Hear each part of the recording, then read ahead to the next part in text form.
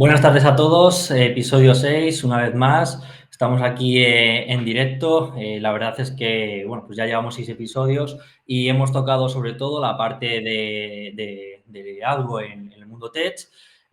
Los últimos 2 episodios hemos tocado bastantes partes en cómo es la operativa, cómo funciona exactamente esa parte de liderazgo, y hoy nos vamos a centrar sobre todo en cómo gestionar equipos en remoto y cómo es el Employee Journey y alguna sorpresa más que vamos a tener, ¿vale?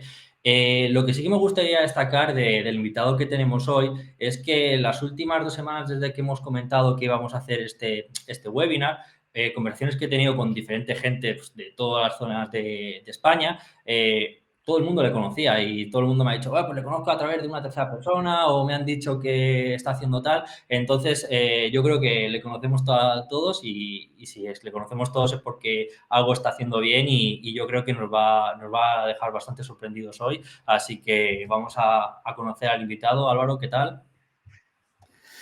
Bueno, buenas tardes, un placer estar aquí con vosotros.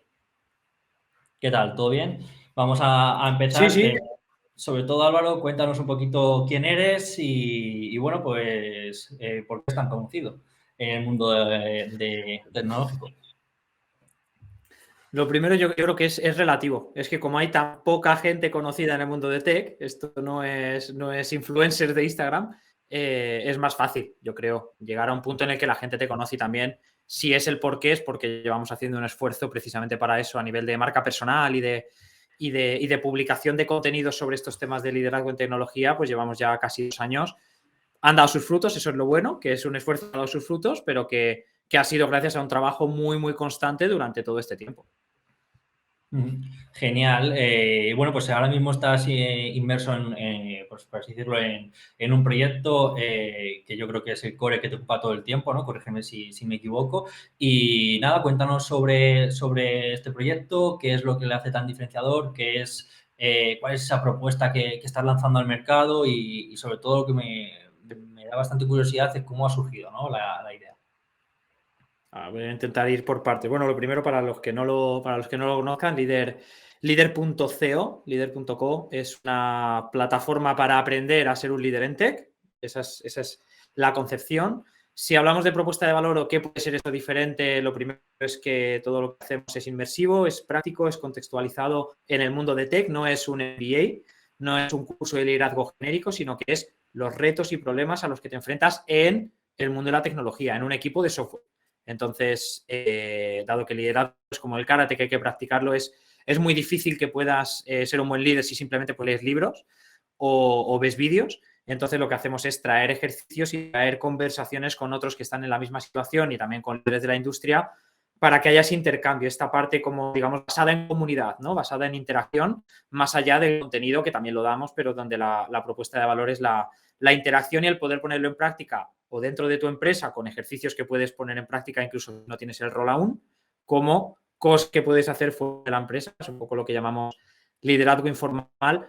Hay muchas cosas que se pueden hacer sin tener el rol todavía para poder ir preparándote, ¿no? Entonces, básicamente creo que eso es lo que define mejor lo que hacemos y lo impartimos expertos. No hablo de mí, hablo del equipo con el que trabajo, de otros CTOs, coaches que trabajan en tecnología desde hace muchos años y que son probablemente bastante más reconocidos que yo en el ecosistema y que me acompañan en esta aventura, porque yo ni lo sé todo, ni soy el que mejor comunica, ni soy el que mejor explica, ni he vivido todas las experiencias. Entonces, creo que esta combinación es la que permite decir, oye, hacéis una formación 360 en todas las áreas que, bueno, desde nuestro punto de vista, las que nosotros creemos que son las clave. Y bueno, la preguntabas por de dónde surgió, ¿no? Eh, Surgió porque yo como CTO, bueno, llevo 9 años y empecé en cero, llegué a empresas donde llevaba equipos muy grandes, distribuidos por todo el mundo, etcétera.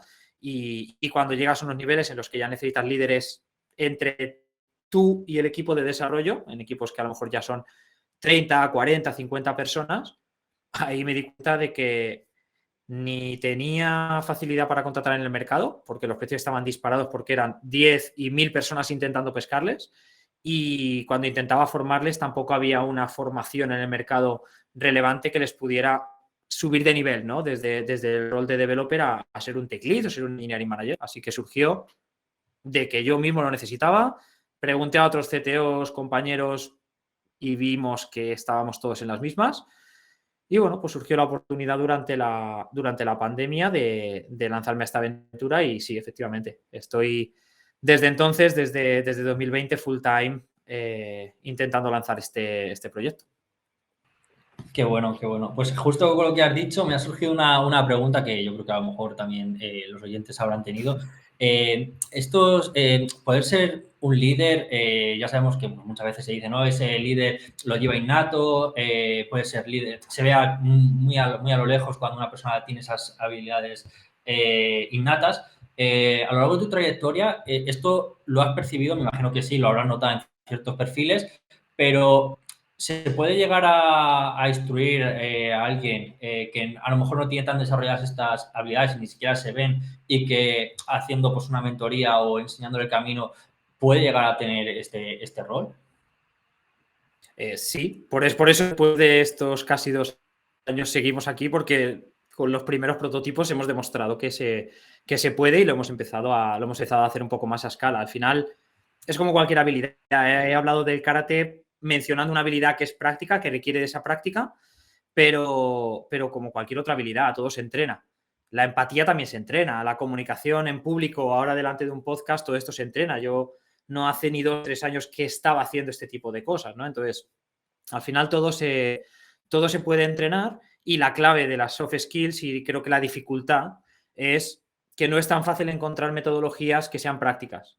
Formas de aterrizarlo para que lo practiques y digas, me siento mejor. No solo conozco qué es lo que tengo que hacer para ser un buen líder o ser un buen manager, sino que además lo he practicado, me siento con la confianza de hacerlo en directo y hacer un one-on-one con alguien de mi equipo, preparar una performance review, tener una conversación difícil sobre promoción, sobre aumento de salario, un despido.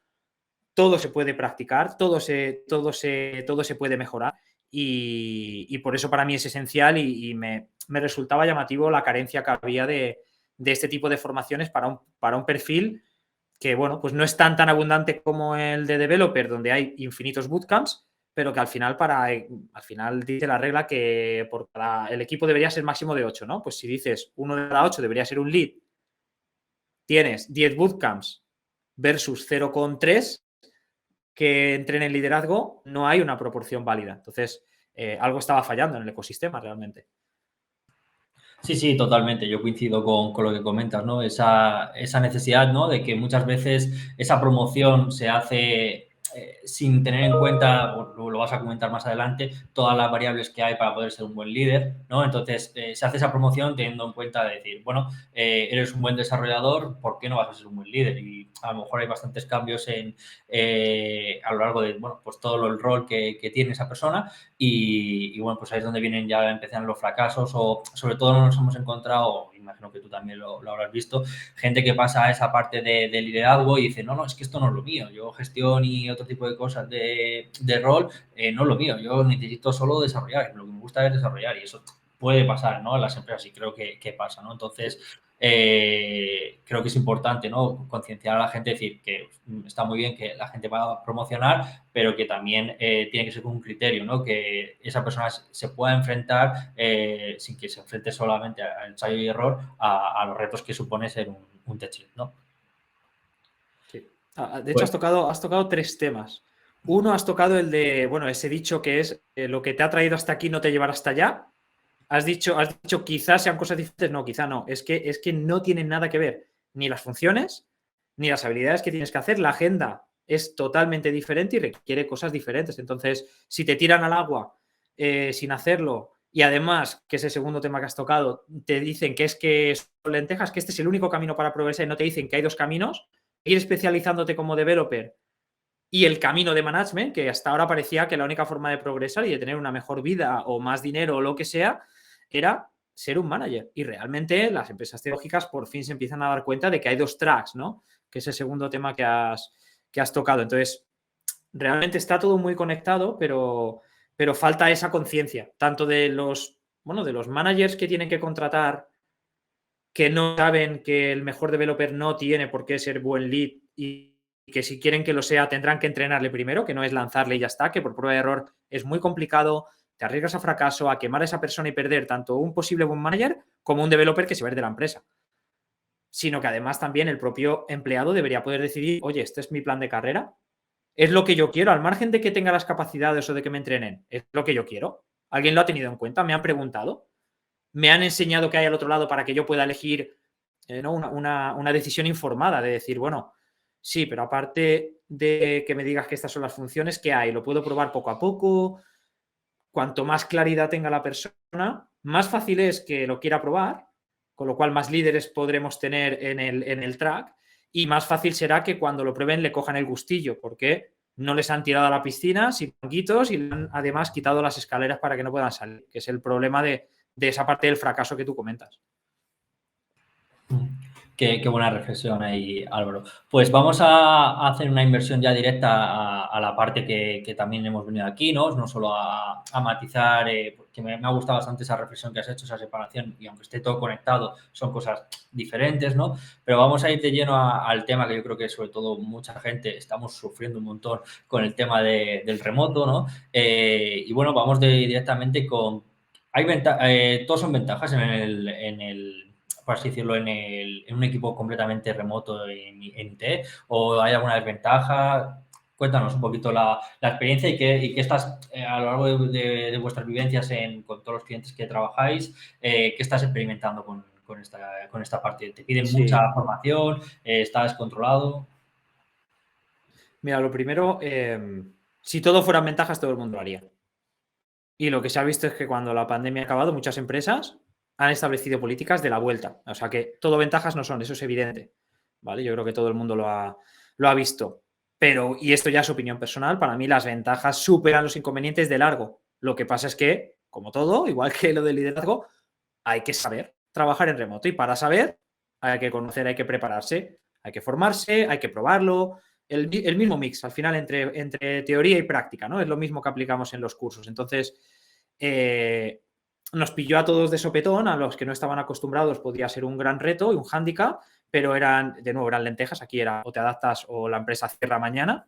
Pero oye, ya que lo has probado, si has visto las ventajas y aunque tengas inconvenientes, a lo mejor te merece más la pena luchar contra los inconvenientes, intentar pulirlos y quedarte con las ventajas que no simplemente decir, vale, ya ha pasado esto, vamos a volver a donde estábamos, ¿no? Entonces, para mí ventajas es, uno, el acceso a un talento global. En empresas de tech, la guerra por el talento a día de hoy yo creo que es la peor. Estamos en el peor momento para fichar talento tech. Entonces, oye, abrirte un mercado global es una gran oportunidad para ti. El talento no se concentra en ciudades y no se concentra exactamente en la ciudad en la que estás tú. Entonces, abrir el talento a cualquier parte del país o del mundo para mí es una gran oportunidad que ya solo esta justifica prácticamente todo lo demás, ¿no? La eficiencia se mejora de la empresa. Si lo haces bien, se mejora. Esto sin duda, pero para mí la mayor ventaja, si piensas en la persona, que es un poco por lo que hablábamos del employee journey, ¿no? La experiencia del empleado, que creo que hablaremos después, si pones a la persona en el centro, esa persona, lo primero para esa persona es su vida. Nadie, ni el CTO, ni el CEO, nadie va a decir que su vida está por detrás de su trabajo. Entonces, si pones a esa persona en el centro y contemplas su vida como qué quiere hacer él con su vida, probablemente la flexibilidad sea uno de los factores que más valora. Y el trabajo en remoto, pues te está ahorrando el commuting, ¿no? Te está ahorrando el ir a la oficina para hacer con ese tiempo lo que quiera. Meditar antes de ir a trabajar, hacer ejercicio antes de ir a trabajar, poder llevar a los niños al colegio, lo que sea. Entonces, ese tiempo que ganas es para ellos. El estar en un espacio de confort, poder decidir cómo quieren que sea su oficina, que ese también sea un parámetro configurable a su medida, son privilegios que podemos tener. Entonces, para mí, ese tipo de ventajas supera cualquier desventaja, pero la desventaja es, para mí, que te tienes que preparar. La comunicación tiene que cambiar, la coordinación tiene que ser mucho, mucho más estricta, tienes que tener herramientas adecuadas para un entorno remoto, herramientas sobre todo de software. Se miden las cosas diferente. Lo que mides es, tienes que medir más resultados que asistencia, porque es mucho más difícil medir asistencia. Entonces, bueno, tiene ventajas y desventajas, pero lo dicho, para mí las ventajas lo superan de sobra las desventajas que te puedas encontrar. Genial. Y a nivel de desventaja, alguna que veas, Mani, por ejemplo, muy evidente. Yo, por ejemplo, una que sí que veo, siempre he notado, es en empresas pequeñas, gente junior que entre en el proyecto y que, bueno, pues aún se están montando ciertas cosas que no puedan tener el mismo seguimiento que se pueda tener, pues a lo mejor de manera presencial, que pueda pues, cogerte, Sí. oye, vamos a ver esto. Sé que hay herramientas, ¿no? Sé que se puede hacer un proceso bueno, pero creo que parte de esa esencia de aprendizaje en perfiles muy junior creo que se podría llegar a perder. Claro, por así decirlo, la desventaja que yo veo que puede penalizar algo. No Sí. obstante, creo que hay Yo otras. esto, yo esto creo que se puede salvar y yo lo he salvado muchas veces. Creo que no es la desventaja para mí. No tanto la desventaja, sino lo que todavía no se puede hacer. Simplemente no se hace igual con la misma eficacia. Son las sesiones que realmente requieren interacción personal. No todo lo que se hace en un trabajo en el día a día se puede hacer asíncrono, distribuido, etcétera, o solo con herramientas de software. Y yo lo noto mucho, sobre todo en sesiones creativas. La parte de creatividad creo que sufre mucho, toda la parte de diseño, brainstorming, los comienzos de un proyecto, esas partes son más complicadas. Y aunque tenemos 1000 herramientas ahora como Miro, Mural, mucho whiteboard que se puede utilizar en tiempo real, etcétera. Creo que estas sesiones sufren bastante, la creatividad no fluye igual que en persona, y la parte de el trato personal. Una palma de la espalda no se virtualiza.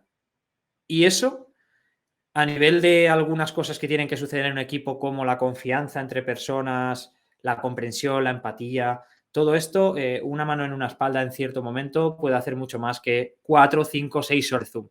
Y ya no tenemos esa eficacia. No creo que sea imprescindible, porque ya te digo, líderes 100% remoto y nunca hemos tenido ningún problema y estamos por todo el mundo, pero a mí me gustaría tenerlo. Para mí es un nice to have y si tuviera que decir, el primer nice to have de un equipo es tener esta posibilidad. Cuanto más frecuentemente, mejor. Sin llegar a los 5 días a la semana, pero tener estas cosas frecuentes. Genial. Y hablando un poquito de los retos, ¿no? Hemos visto las ventajas y las desventajas. A nivel de retos, ¿cuál crees que es el mayor reto que afrontan un equipo o una empresa para trabajar en remoto? Para mí, creo que muchos de ellos son de la cultura que tienen, ¿eh? Cambiar una cultura. Remoto es una cultura diferente. O sea, es el backbone de una cultura. O sea, está en uno de los pilares. Entonces, si tu cultura no es la de remoto, vas a tener un problema porque las culturas no se cambian cada día. La cultura al final es lo que hace cada persona en tu empresa cada día. Cómo toma cada decisión en base a qué. Entonces, claro, cambiar esto para toda una empresa, sobre todo las empresas grandes, ahí tienen un hándicap enorme. Entonces, ¿en qué se refleja? Sobre todo para mí el reto mayor es en la parte de comunicación. Micromanagement, tú lo has dicho, como uno de los principales problemas, la parte de seguimiento, sobre todo en junior, pero seguimiento en general de cómo van funcionando los proyectos, los trabajos, etcétera. Si estás acostumbrado a que la gente te reporte y te diga cómo está haciendo su trabajo cada uno cada día, vais a tener un problema porque no va a ser eficiente. Si no estás tan acostumbrado a comentar con transparencia lo que pasa en otras áreas, esa persona deja de ver lo que pasa, deja de escuchar lo que pasa alrededor de la oficina, deja de ver gente moviéndose, deja de ver quién sonríe a quién y todo lo que tiene es una pantalla y las 4 paredes de su casa, en su oficina, ¿no? Entonces, como no abogues por la transparencia y no sea una parte de tu cultura y estés acostumbrado a ello, puedes empezar a generar mucha confusión, mucha falta de claridad, mucha incertidumbre y la incertidumbre para el ser humano es un gran problema y es un dinamitador, ¿no? de una relación. Entonces, yo creo que estas partes son algunos de los mayores retos a los que te puedes enfrentar.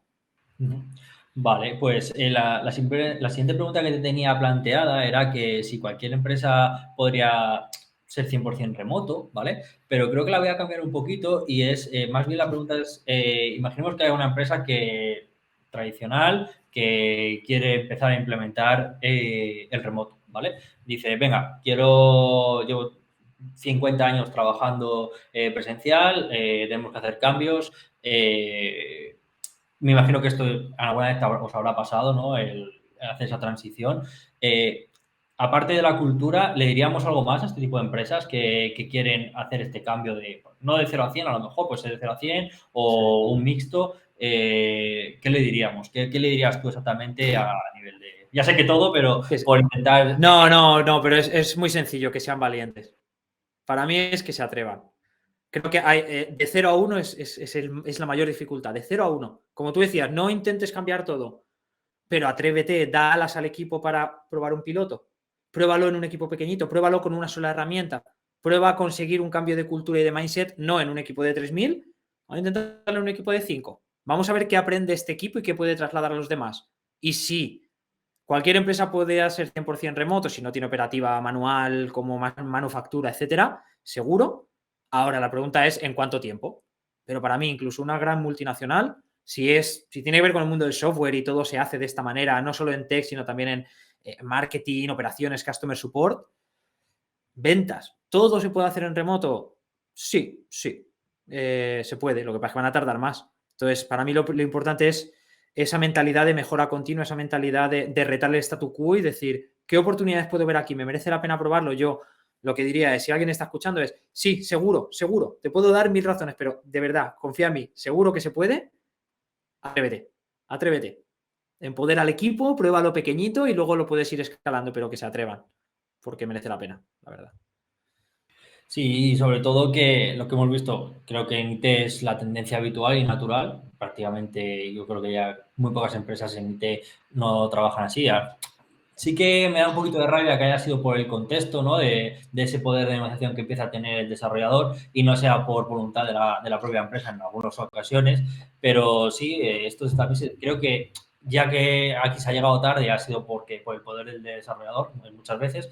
Me gustaría que las empresas también dieran ese paso, ¿no? Que se lo den a departamento financiero, departamento de ventas, de manera proactiva, ¿no? De decir, ostras, Sí. ya se ve que se puede hacer aquí, vamos a dar un paso adelante y que antes de que nos pille el toro, que puede pasar en cualquier momento, ¿no? Que este tipo de roles tengan cierto poder, un mayor poder de negociación y se le pueda echar encima. Y bueno, pues a mí yo siempre creo que es mejor la proactividad antes que cuando pasen las cosas, hacerlo, ¿no?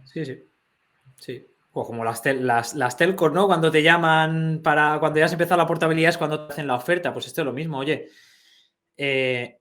Adelántate a que tengan una queja de un trato preferente del equipo de tech. ¿Por qué no lanzas la propuesta? ¿Por qué no intentas hacer un experimento con estas personas en otros departamentos y ver hasta qué punto pueden llevar el remoto? ¿Cuánto de tu operativa depende de que trabajes en casa? Depende de un ordenador, simplemente de un ordenador con conexión a internet, y cuánto no. Vamos a hacer el análisis, pero por lo menos demostrar, oye, os valoramos a todos. No solo porque los de tech tienen el poder, les hemos dado este poder, no. Creemos como empresa que esto es una ventaja competitiva. En tech están más acostumbrados y por eso hemos empezado aquí.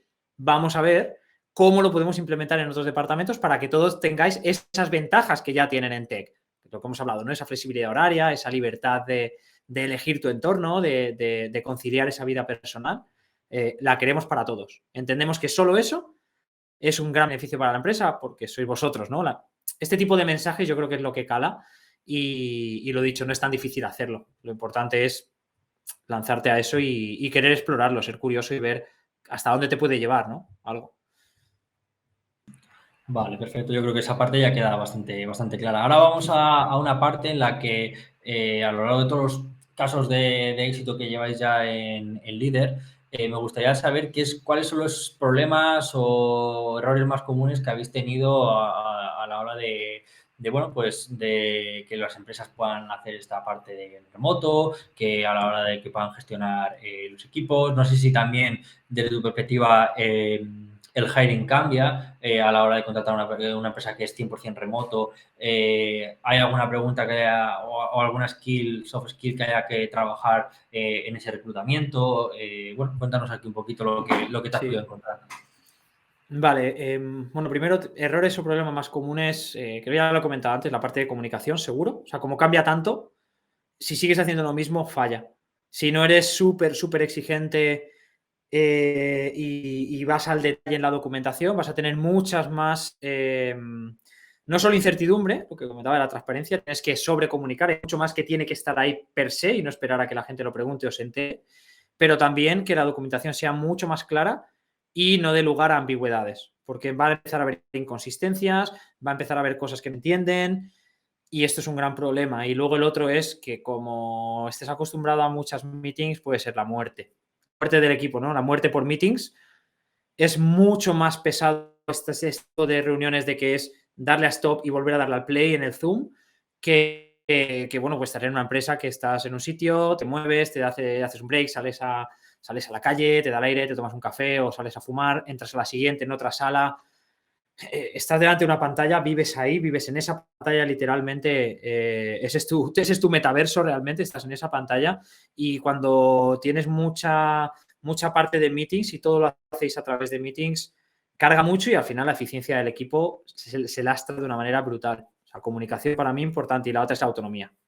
Si tienes esta falta de claridad porque no se documenta bien o porque no se da esa información y empoderas, si la toma de decisiones está centralizada y es el manager, ese engineering manager, ese tech lead el que sigue siendo el referente y el que tiene que estar en toda la toma de decisiones, va a ser muy difícil que un equipo llegue a ser ese equipo de alto rendimiento en el que cada uno se concentre en su tarea y tenga todos los recursos que necesita a mano para ejecutarla de cero al 100%. Micromanagement, si hay micromanagement va a ser mucho más difícil que ese empleado, que ese manager se sienta cómodo porque va a tener mucha menos visibilidad de lo que pasa, ¿vale? Y si son equipos que hay mucha dependencia de otras áreas, de nuevo, introduces ese overhead, hay más reuniones, hay más que aclarar entre todos, las reuniones se van postergando y eres mucho menos ágil a la hora de desarrollar los proyectos. Entonces, comunicación y autonomía yo diría que son áreas que son muy diferentes entre remoto y no remoto. Entonces, son esas en las que normalmente hay más problemas, hay que prestar más atención, etcétera. De la parte del hiring, una parte que cambia seguro es el onboarding. Tiene que ser exquisito porque es una persona que no va a conocer a sus compañeros, no va a conocer a nadie. Entonces, ese onboarding tiene que ser exquisito. Y en la parte más de hiring propiamente, es mucho más difícil generar confianza cuando no te van a conocer en persona. ¿Cómo generar confianza a través de Zoom? Habilidades de comunicación, en este caso a través de videoconferencia, que no es lo mismo que habilidades de comunicación en el stage de TED, ni es lo mismo que hacer un meetup, ni es lo mismo que habilidades de comunicación en una mentoría one-on-one.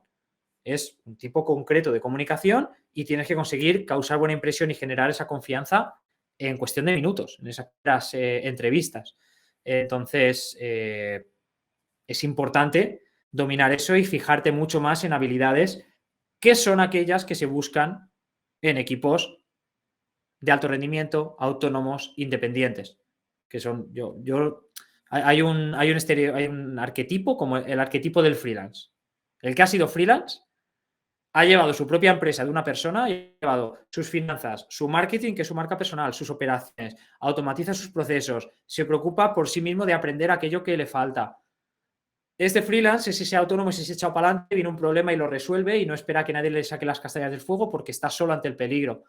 Hay muchas habilidades que veo como en los freelance y son esas cosas las que para mí empiezo a buscar cuando tengo equipos remotos. Entonces empiezo a valorar ciertas cosas, haber hecho proyectos side, haber sido freelance, haber montado algo como, aunque sea como CTO, ya has estado y no seas CTO de nadie, pero todo este tipo de cosas las empiezo a buscar con más frecuencia, a ver qué se comunica adecuadamente, qué pone atención en documentar. Todo esto es lo que yo empiezo a mirar en esos procesos de hiring.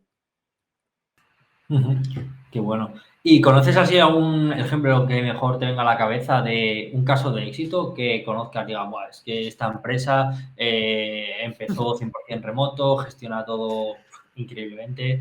No sé si te quieres mojar. Sí. Bueno, pues vamos.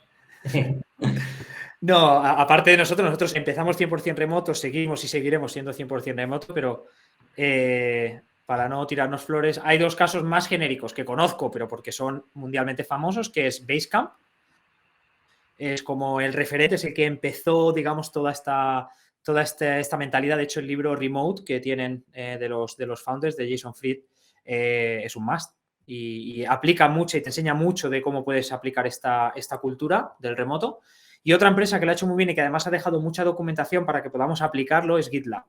Entonces, para mí estos son los dos referentes. De hecho, tengo un enlace para esta cultura, estas buenas prácticas del remoto de GitLab, así como el link al libro de Remote de Basecamp, así que si lo queréis luego lo podremos compartir. Si tengo que decir una empresa que realmente conozca, que esté cercana y que ha hecho esto, para mí, un éxito y que para mí ha sido una referencia desde el principio a la hora de luego montar líder, es Frontity. Frontity es una compañía de software que fue adquirida recientemente por Automatic, que es la matriz de WordPress. Ellos hacían un plugin para WordPress.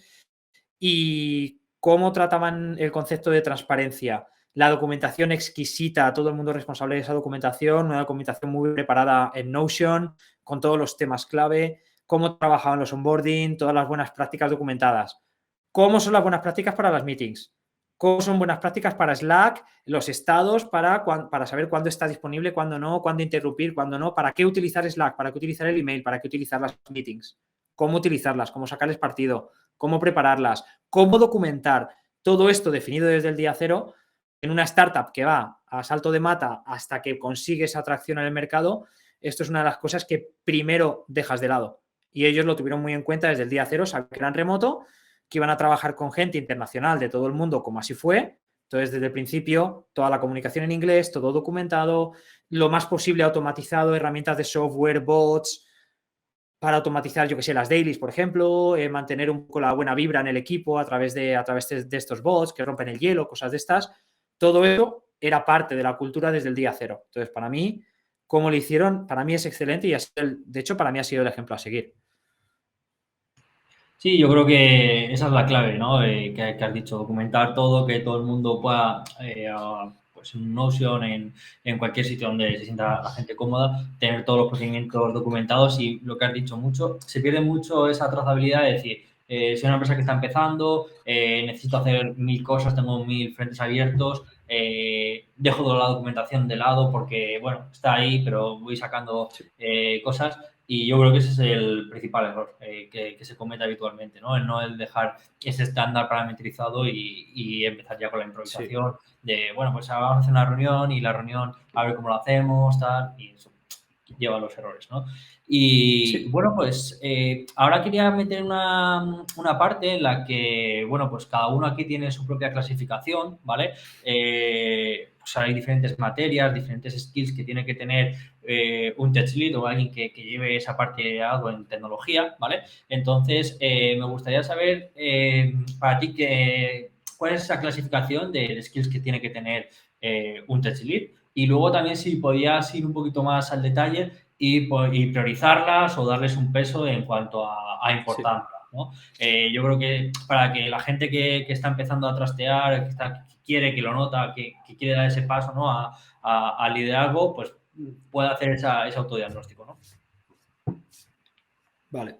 Mira, nosotros, esto es un tema que tenemos trabajado, tenemos nuestro propio framework de cuáles son las que nosotros creemos son competencias, habilidades o procesos que tienes que dominar para ser un tech lead desde nuestro punto de vista equilibrado. O sea, la palabra para mí es balance. Son tantas áreas, ahora las puedo escribir un poquito por encima, ¿no? Pero son muchas y para mí es mejor, más que priorizar, es mejor ser un 6 de manera general en todas, a ser un 10 en una, pero en otra ser un 2.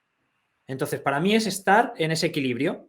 Entonces, lo primero que la persona debería plantearse es en cuáles soy más flojo y estas son las primeras en las que llegar a un nivel aceptable. Y a partir de ahí, apoyarte en tus fortalezas, aquellas áreas innatas o que has estado practicando toda la vida por lo que sea, que son las que te van a hacer diferente, ¿vale? Las que te cuesta menos realmente. Y nosotros en ese modelo decimos que son 3 áreas. Personas, negocio y tecnología. Y además decimos en este orden y de cara a dar pesos, hacemos algo así como que personas va a ser tu 50%, negocio, producto puede ser un 30% y tecnología es un 20%. Es decir, es justo un cambio radical. Estás en tecnología 100%, creo que un developer al final es 100% tecnología, a lo mejor un poquito de negocio y de personas es pues lo mínimo para sobrevivir en las meetings y hablar con tu equipo y ser un buen team player, ¿no? Como se dice normalmente. Y de repente la pirámide se invierte, cambia totalmente. Entonces, ya sabes de tecnología, tienes que seguir, pero ya desde un punto más de alto nivel, tomar decisiones, gestionar proyectos a alto nivel. Visión de negocio y de producto, te estás exponiendo ya a equipos más multidisciplinares, equipos cross, empiezas a trabajar con partners de integración, empiezas a trabajar con equipos de otras áreas, etcétera. Y llegas a personas y no te han entrenado nadie, no te han entrenado en ingeniería, no te han entrenado en bootcamps. Como era developer, no tenías que practicar mucho más allá de poder hablar con tu equipo. Y resulta que no sabes procesos de gestión de personas, one-on-ones, performance reviews, estar en procesos de hiring, etcétera, que estos son los procesos, pero tampoco tiene las habilidades de empatía, escucha activa para poder mentorizar a una persona más junior, poder darle una guía, saber hacer buenas preguntas, poder resolver una situación difícil, un conflicto difícil, un momento de esas conversaciones que no son agradables y que no quieres enfrentarte, tener una mentalidad de crecimiento, ser un ejemplo para tu equipo a nivel de gestión de tu tiempo, de priorización de tus propias tareas, para que ellos aprendan de alguien que sabe hacerlo y puedas decir, oye, yo soy el líder de vuestro equipo, no soy solo vuestro manager, podéis seguirme, ellos te siguen porque quieren, no es solo su jefe, sino que quieren ser como tú, ¿no? Para eso tienes que dar ejemplo. Entonces, nosotros tenemos 6 áreas: gestión de personas, gestión tecnológica, visión de negocio, producto, gestión de producto como tal, habilidades interpersonales, que es toda esta parte de comunicación, liderazgo puro, motivación, inspiración para equipos, el poder traer una cultura de ingeniería a tu equipo. Y la primera, que es en la que todo empieza, que es liderazgo personal, que es precisamente para poder dar ese ejemplo a tu equipo, ¿no? Tener un buen balance tú en tu energía, en tu bienestar personal, gestión de tu tiempo, toma de decisiones, cosas que no dependen de nadie, de tu equipo, y que tienes que ser bueno, relativamente bueno, antes de dar el paso a poder literalmente manejar la vida de otros, porque manejamos su vida durante 8 horas, ¿no? Entonces, antes de eso, empiezas en esta parte. Estas son las 6 áreas que nosotros trabajamos y lo dicho, a nivel de global, personas para mí es un 50%. Y como además es la que menos entrenada tenemos, es en la que yo diría prioridad 0, entraría aquí. Y a los procesos que existen, que es ese Employee Journey, ese Employee Experience, que son todas aquellas cosas que pasan y que tienes que tener en cuenta para que tu equipo esté motivado desde el día 0 y no decaiga esa motivación, ¿no? Qué bueno. Te iba a preguntar sobre esto, una pequeña duda que me ha surgido a raíz que lo has comentado, ¿vale? Porque yo me encuentro muchas personas que están liderando un proyecto a nivel técnico, ¿vale? Y les veo sufrir, ¿no? Realmente, yo cuando hablo con ellos veo que hay ciertos perfiles que tienen un pain de diferentes maneras. Generalmente la parte tecnológica, que es la que tú has posicionado más por abajo, es la que no dicen nada, no muestran ese posible pain, pero la que más a día de hoy, la que hoy yo noto en el mercado, es la parte del reclutamiento. Hay gente que le está dedicando más del 80% de su tiempo a la parte de reclutar su equipo. Y hay cada vez la gente se da cuenta de esta parte, ¿no? De decir, ostras, que yo soy un tech lead, que sí, que tengo que encargarme de la parte de reclutamiento, pero al final, no sé si por mala gestión o por mala estrategia de hiring, acaban pasando incluso a hacer sourcing ellos mismos, incluso a dedicar prácticamente la mayor parte del tiempo. No sé si esto tú también lo estás viendo así, pero cada vez yo me estoy encontrando más con este problema. Yo no te puedo decir sí o no. Hay equipos que sí, hay personas que sí, porque tienen esa falta de experiencia, no saben qué significa realmente contratar una vez das el salto y sales de simplemente haber estado en una entrevista grupal para ver el fit con el equipo, el buen rollo, poder hacer alguna pregunta técnica que se te ocurra. Una vez entras en el proceso real y a lo mejor tienes que hacer la entrevista técnica tú o la parte de cultura, etcétera, o tomar la decisión final, bueno, pues a lo mejor no estás preparado, nadie te ha enseñado qué se espera de ti en ese proceso, o a lo mejor la empresa no tiene ese proceso estandarizado y ahí hay handicaps. Pero pues eso, te encuentras empresas así y empresas que al contrario, que están muy acostumbradas, tienen un proceso muy definido, tienen herramientas que automatizan los procesos, etcétera, y tú entras a hacer lo que tienes que hacer y tienes tu guión, tú sabes qué cosas estás detectando en el candidato, tienes el apoyo de un equipo de recursos humanos que se preocupa de que ese funnel, ¿no? Ese proceso sea eficiente, sea eficaz, de comunicarse con los candidatos cuando es la persona que ha hecho el screening y la persona que es el contacto. Te apoyas en agencias, no lo sé, otra cosa es que quieras hacerlo todo tú. O pones tiempo o pones dinero. Si ese tech lead puede dedicar un 80% del tiempo, es el momento de que se lo dedique, ok, mejor el tiempo que el dinero. Ahora, si ese tech lead ya tiene un equipo de 5 personas, está en 2 proyectos, la empresa está levantando una ronda, no hay muchos más tech leads, es una empresa pequeñita, págalo, cueste lo que cueste, págalo para tú poder seguir haciendo las cosas que tienes que seguir haciendo. La maquinaria tiene que seguir funcionando. A lo mejor hay algo estratégico que es mucho más importante que estar un 80% del tiempo haciendo entrevistas. A lo mejor preparar el roadmap de producto es más importante. A lo mejor preparar cómo motivar al equipo para el siguiente trimestre o no lo sé, hay muchas más cosas que deberías estar haciendo, ¿no? Con ese con esa visibilidad de las áreas que he comentado. Entonces, creo que cada empresa tiene que juzgar si le puede dedicar un 80% del tiempo de un tech lead o no, en base a ese tipo de parámetros, ¿no? ¿Qué tamaño tiene? ¿Cuántos otros tech leads hay? ¿Qué otras funciones son críticas ahora mismo? ¿Cuánto presupuesto tenemos? Y en base a eso, intentar llegar a la ecuación perfecta. Pero yo también he encontrado con casos de esa inversión del tiempo, y cuando me los he encontrado normalmente ha sido o por falta de presupuesto o porque la persona no sabía qué era lo que se esperaba de él en el hiring y hacía mucho más de lo que tenía que hacer o lo hacía de una manera poco eficiente. Esos son los dos casuísticas que más me he encontrado yo. Sí, porque en esa parte, lo que tú has dicho, ¿no? Al fin y al cabo, una entrevista, si no está parametrizada, puedes coger y hacer, pues como pasa un poquito en las reuniones, ¿no? Si no hay un guión, si no está preparada, te puedes encontrar en una reunión que se puede cerrar en 15 minutos a estirarla en una hora de tocar temas que no son necesarios, ¿no? Y a lo mejor, pues, al no estar de manera estratégica hecho todo ese funnel o todo ese proceso, de repente un tech lead se puede encontrar con 20 entrevistas en 5 días Sí. y pues no tenerlas definidas, de estar una hora y media con cada candidato, cuando a lo mejor en 20 minutos puedes esclarecer si encaja o no con la empresa y al final, bueno, pues es tiempo, ¿no? Y recursos que se queman. Exacto. Si no sabes, un ejemplo, ¿no? Si tú no sabes, imagínate, ¿no? Esta es una empresa, sí que tiene equipo de HR, tiene un recruiter en la empresa que se dedica a tech. Perfecto. Es junior. Y tú asumes, eres tech lead, tú eres más junior todavía en el rol de manager que él como recruiter, y dices, vale, pues yo como ya tengo el screening y te voy a ir pasando los candidatos. No juzgas si esos candidatos y ese screening está bien hecho, no preguntas, no hay mucha más documentación y te fías de lo que te ve. Y te vienen 30 a la semana. A lo mejor hay mucha morralla. Si no preguntas, oye, vamos a ver este análisis porque creo que está llegando demasiada gente que deberíamos filtrar mucho mejor. Vamos a ver cómo estás haces este tipo de preguntas por esto y a lo mejor empezar a filtrar para que ese tiempo se reduzca a la mitad. Pero a lo mejor, como eres nuevo, dices, mira, yo aquí no, yo aquí soy nuevo, tampoco voy a empezar a intentar cambiar las cosas. Bueno, pues es ese juicio personal de decir, oye, llevo una semana con esto, tengo 30 candidatos, estoy saturado, no puedo hacer nada más, y de los 30, 20 he llegado a uno de estos 3 puntos en los que se han caído. ¿Podríamos trasladar esto al screening, por favor? Porque además no es tanto técnico, sino que son, pues que no son de esta ciudad, o que no le encaja esto, o que lo que sea, ¿no? O no tiene el permiso de trabajo, lo que sea.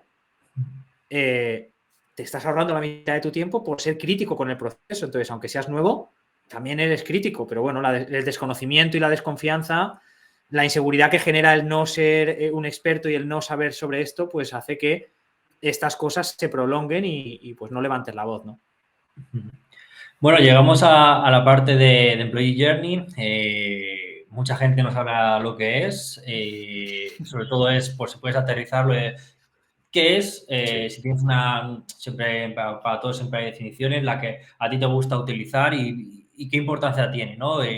Esta parte en el proceso de, bueno, pues de una empresa, de una persona que Sí. quiera llevar ese liderazgo. Cuéntanos. Bueno, para mí esto surge de que, como empecé como CTO cofundador, estuve muy metido en negocios desde el principio y veía y tenía que hacer, de hecho, toda la parte de producto y empatizar con el cliente y entendí muy desde el principio esta parte de CX, ¿no? De esta parte de Customer Experience, de todo lo que pasa desde que el cliente te conoce hasta que ha pagado y hasta que finalmente incluso te recomienda, ¿no? Y genera estos viral loops. Trata a tu empleado como si fuera ese cliente.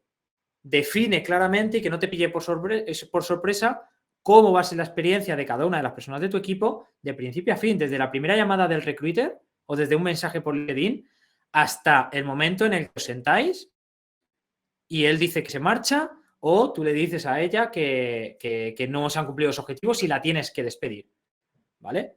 Todo lo que pasa en medio, cada touch point, cada interacción contigo, con la documentación, con tu equipo, con el CEO, con clientes, con la tecnología, con el código, con las herramientas, todo eso va generando esa experiencia. Puede ser desastrosa, puede ser que se sienta encorsetado, encorsetada, que se sienta que las herramientas no cumplen su función, que sienta burocracia, que sienta que su jefe no le escucha, no la respeta, o puede ser todo lo contrario, puede pensar, aquí estoy a gusto. Aquí soy yo al 100%, cuidan de mí y hay un win-win clarísimo. Mi tiempo por lo que yo necesito, y lo que yo necesito era esto, esto y esto, y lo tuvieron en cuenta. Entonces, cada tarea, todo, ¿cómo lo tienen en cuenta al final? Pues desde que le contratas, que la experiencia sea sublime y sabiendo que no todo el mundo necesita la misma experiencia. Entonces vas a tener un proceso de adaptación y hacer que la experiencia para cada uno sea única. Lo que ellos buscan, el desarrollo personal que ellos buscan, el tipo de perks que ellos esperan del trabajo. Para uno será flexibilidad, para otro será salario, para otro será reconocimiento. Trayendo esto del día cero, yo lo hago desde la primera entrevista, consigues que la experiencia siempre sea satisfactoria, incluso cuando se separan los caminos, ¿no? Que hay momentos en los que, oye, el último punto parece que no, pero marca la diferencia.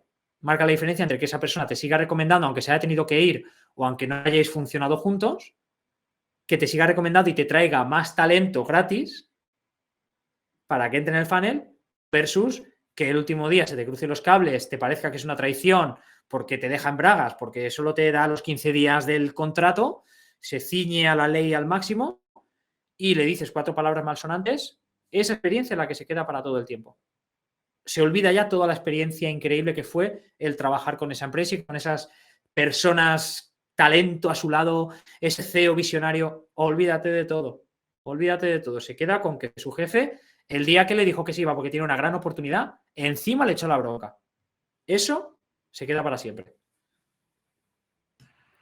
Sí, sí, totalmente. Esa parte yo creo que la gran importancia es trabajar para que ese ciclo de vida del trabajador en una empresa sea lo más satisfactorio y lo más duradero. Yo creo que ahora mismo sí que bueno, está latente, ¿no? Esa incapacidad, no lo llamaría así, pero esa dificultad para que una persona pueda hacer, pues, como se trabajaba antiguamente, ¿no? En una empresa de por vida, pero no porque la empresa no esté a la altura o porque no le esté dando bueno, pues ciertas cosas buenas o positivas para que se pueda seguir creciendo, ¿no? Sino porque hay otro tipo de componentes que se buscan a día de hoy en el mercado que están cambiando y estamos justo en esa transición que, bueno, pues es bastante curiosa y de hecho hace poco vi un español que es bastante conocido y es que ha trabajado en Google, en Microsoft, en Amazon, en Facebook y ahora le habían contratado en Meta y justamente había estado 1 año y medio o 2 años en cada una de ellas, ¿no? Y dices, ostras, esta persona que ha trabajado en el top del top de empresas parece que tiene ya definido cómo es su etapa en cada una, ¿no? Tiene como dónde está su endpoint, ¿no? Entonces, bueno, pues siendo conscientes de que cada uno tiene su ciclo, es trabajar en la parte de hiring sobre todo y luego a lo largo de la trayectoria para satisfacer a esa persona y que haya esa comunión, ¿no? Entre el trabajador y la empresa y que el trabajador, si se va en algún momento, que se vaya dejando pozo, ¿no? Siempre. Sí, y es que los ciclos cambian. Ahora la gente busca más desarrollo personal. La generación del baby boom, el desarrollo personal, el desarrollo profesional, el crecimiento, el aprendizaje era un factor prácticamente irrelevante. A día de hoy creo que es 1 de cada 3 o 1 de cada 2 o por ahí estará en medio según los últimos estudios y tal. Lo que busca es esto. Es una de las prioridades de por qué iría a trabajar a una empresa o a otra. Entonces, esto hay que tenerlo en cuenta. Ahora somos más curiosos, estamos abiertos a un mundo global. Es normal que queramos probar y experimentar ciertas cosas para ver qué nos gusta y qué no nos gusta y que no nos conformemos con hemos aterrizado aquí, tengo un salario y cómo ser funcionario. Antes lo que primaba era la estabilidad. Ahora priman otras cosas. Bueno, creo que el mundo interior que tenemos es mucho más amplio y no se le puede dar salida normalmente solo en una empresa y tienes que ser consciente que por mucho que puedas ofrecer, los ciclos son los ciclos. Por eso tampoco significa que haya que acabar mal.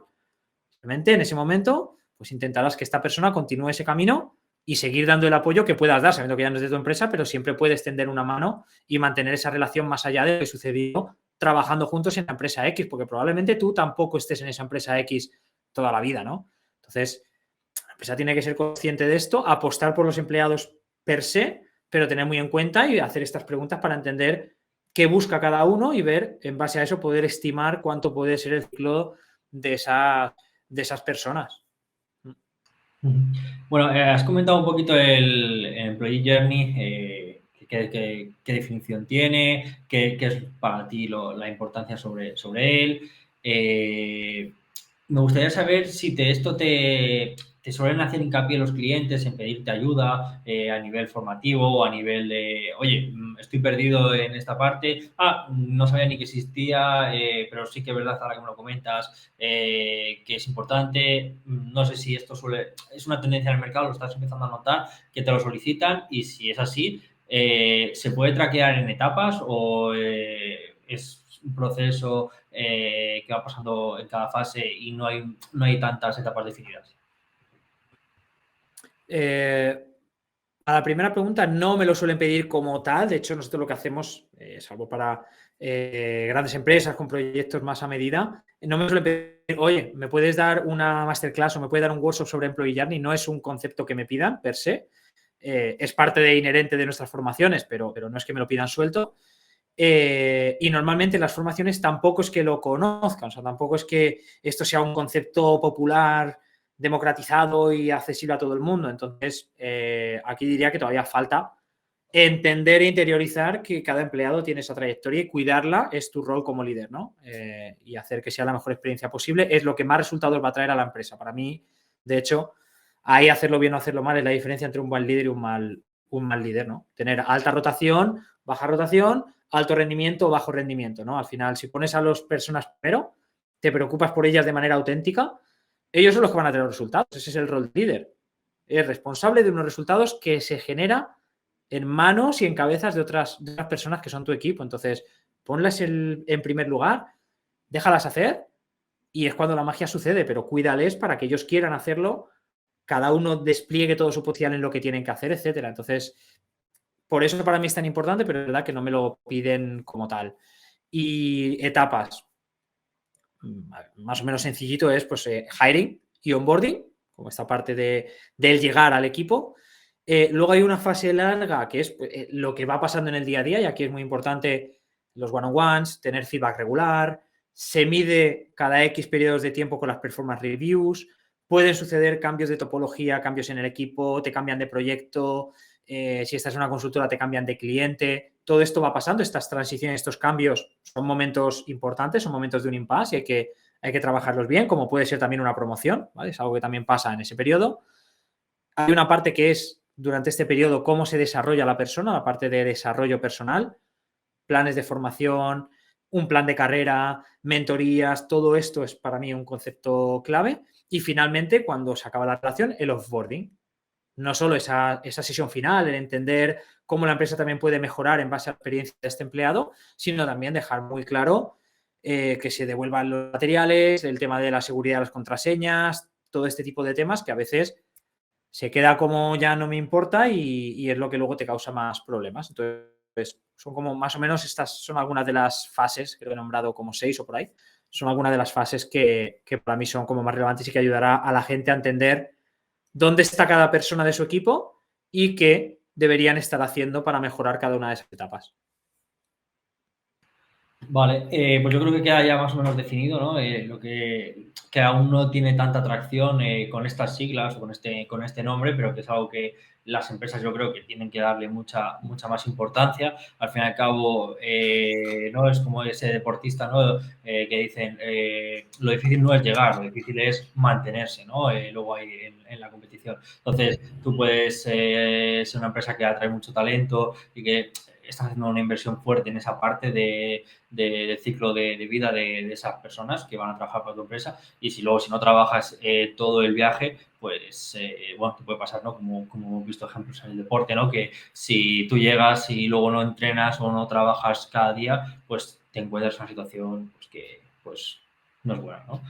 Y bueno, pues me gustaría ir cerrando, Álvaro, contigo una parte que hemos comentado antes of the record, que es esa parte de CTO as a Service, ¿vale? Que es algo que está ahí latente en el mercado, que bueno, pues hemos comentado que es algo que tú lo notas en el mercado, que lo trabajáis y que es un servicio que ofrecéis, y yo cada vez, bueno, pues me encuentro con casos en el mercado de que se está intentando hacer una especie de Frankenstein, una especie de parche, es decir, vale, no tengo dinero para un CTO, pero necesito a alguien que lidere la empresa a nivel de tecnología, equipo, recruiting, etcétera, y contrato a un desarrollador para que me haga el desarrollo y así pues esa persona hace de función de CTO, entre comillas, por llamarlo de alguna manera, ¿vale?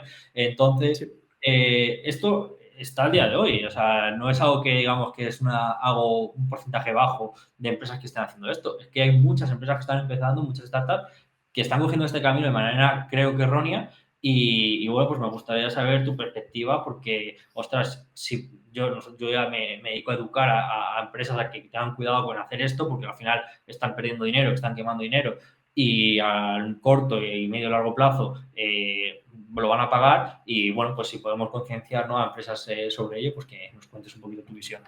Sí. Mira, yo empecé haciendo esto precisamente por este problema. Yo estaba muy involucrado siempre en el mundo emprendedor, es lo que me apasiona, es donde me gusta estar y dar esas oportunidades. Y igual que líder, la idea es tener este talento intermedio para que las empresas cuando empiezan a crecer no tengan un cuello de botella y esto les penalice para poder llegar a la siguiente etapa, que es donde, sobre todo aquí en España todavía, no tenemos tantas empresas tan grandes, tantos unicornios, tantas empresas globales internacionales y se queda en una etapa de startup más pequeña. Yo en su momento, creo que fue por 2016, ya empecé a practicar esto y en ese momento lo que necesitaban era ese talento técnico que le pudiera ayudar a tomar decisiones.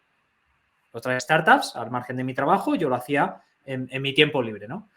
Y era precisamente por eso, porque las startups veía que no tenían el dinero para fichar un CTO que ya tuviera la experiencia como la que yo tenía para ese momento, pero tampoco podían tirar de un developer porque ni podían formarle, ni había nadie para formarle, ni esa persona estaba capacitada para tomar decisiones de alto impacto, tanto a nivel tecnológico como para dar la cara delante a un inversor y poder convencer y tener esa influencia y esa capacidad de comunicación.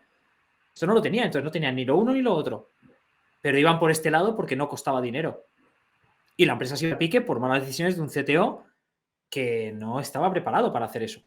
Y yo había aprendido por prueba y error, nadie me había enseñado, también cometía muchos errores, pero ya había vivido ese proceso y veía que era bastante relevante poder poner mi trabajo, ya los contactos que había hecho, recursos que había ido coleccionando, contactos para hiring, todo tipo de recursos lo podía poner a disposición y en 2 horas podía hacer el trabajo que un developer que le han puesto como CTO ayer podía hacer en cuestión de 2 semanas, ¿no?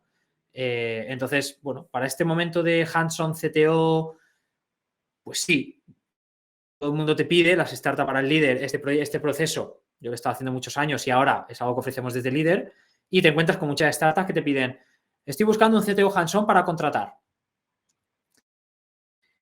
Y ya por lo menos podemos asesorar de, vale, antes de buscarte a ese CTO hands-on que estás buscando, te has planteado tener una persona hands-on que haga desarrollo y una persona por horas que le pueda gestionar y que de manera autónoma y eficaz y en unas cuantas horas a la semana pueda organizar y coordinar este trabajo, que en una startup es mucho más pequeño que en una gran empresa, con 2-3 horas, una reunión con producto y negocio, un one-on-one con el developer o con los developers y una reunión estratégica semanal o bisemanal del proyecto, etcétera, tienes más que suficiente.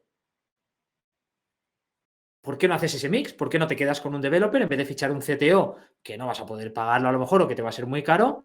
Contrata de momento un developer, trata un CTO con esa visión de producto, con esa capacidad de comunicación, con ese liderazgo personal que sea una inspiración para el equipo, con esas buenas prácticas, contactos, recursos que te ayude en esta etapa, le das una prueba más a tu empresa a ver si en este momento ya coge tracción y en ese momento que puede que las cosas vayan mejor o que ya tengas el market fit, contratas un CTO que sea full time porque para ese momento, si empiezas a crecer el equipo, ahí ya sí necesitarás una persona full time.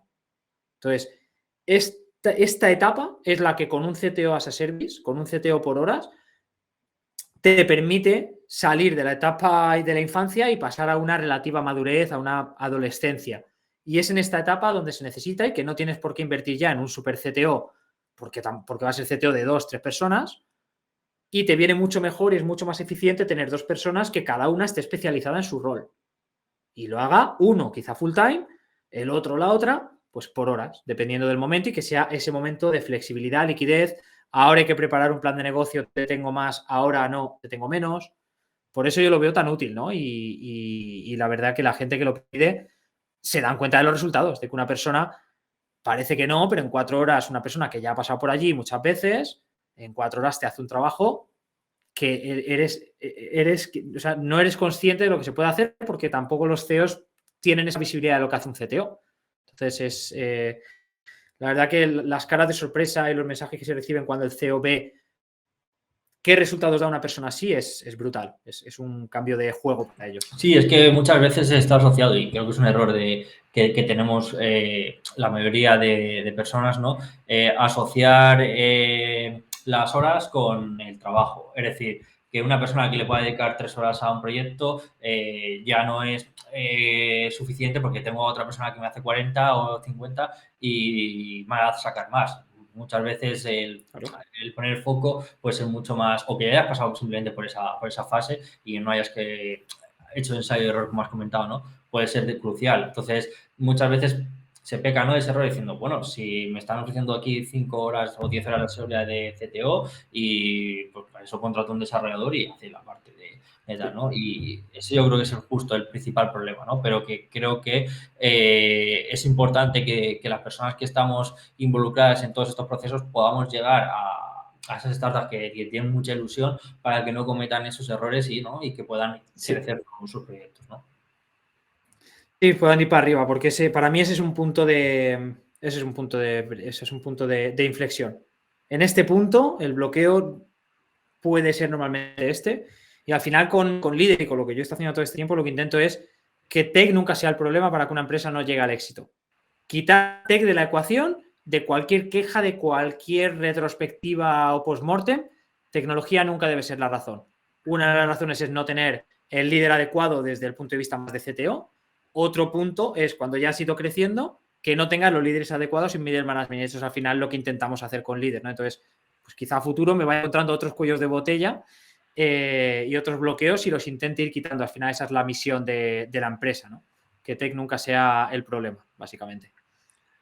Pues me parece la última reflexión brutal para ir cerrando ya el webinar y yo me quedo con, aparte, bueno, todo lo que hemos comentado, ¿no? De cómo gestionar un equipo IT, cómo cuidar a la gente a lo largo de su trayectoria en la empresa, el propósito de que IT no sea un problema, resolver esa ecuación y que una empresa se dedique, bueno, pues que tenga en foco la gente que está más en la parte de negocio, que la parte que está más en operaciones y que IT sea un motor, ¿no?, de crecimiento y no un problema como a día de hoy parece que está así, ¿no? Y la otra reflexión que me llevo es la pirámide invertida que has comentado antes, ¿no? Esa persona que lidera un proyecto tiene que ser 50%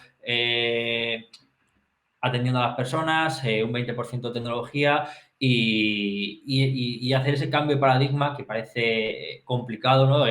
Un CTO o un tech lead tiene que ser, saber el mejor de tecnología. No, tiene que estar para las personas. Y yo que me llevo esas reflexiones. Exacto. Es una función que está ahí para eso. Igual que un entrenador de fútbol no es un jugador número 12 en el partido. Ahí no va a hacer tanto como elegir los cambios adecuados, cambio de estrategia, cambio de táctica. Entonces, se necesita eso para que una empresa pase de 10 a 100. Si no lo tienes y le tienes como un developer más, eso nunca va a suceder. Entonces, estas capas intermedias creo que no se le da la importancia que se le debería y por eso desde Tech tenemos que aprender mucho más a trabajar con personas para personas y como buenas personas, ¿no? Y por eso la pirámide se invierte y es verdad que es muy difícil, pero es el cambio que se necesita para que esos developers realmente puedan salir de la capa de abajo y empecemos a fortalecer la capa del medio, que es donde hay una carencia enorme, enorme, que parece que la carencia está en los developers, pero la carencia está en la capa intermedia. Ahí es donde está la fase crítica. Bueno, pues nada más. Esperamos que hayas pasado un buen rato con nosotros, Álvaro, y esperamos que la gente que haya visto haya aprendido a aprender tanto como nosotros. Y nada, pues eso sí, importante. Vamos a dejar la información que has comentado antes, por ejemplo, los libros de los repositorios que nos habías comentado, los dejaremos en una publicación que hagamos y cualquier duda que tengáis sobre bueno, pues los servicios que ofrece Álvaro o cómo puede ayudar su empresa a crecer, ¿no? En la parte de, más que crecer, que IT no suponga un problema, aparte de crecimiento, pues le podéis escribir directamente a él o a través de mí sin ningún tipo de problema. Así que nos vemos en Exacto. la próxima. Hasta luego, Álvaro. Muchísimas gracias. Un Hasta luego. abrazo. Hasta Chao, chao. pronto.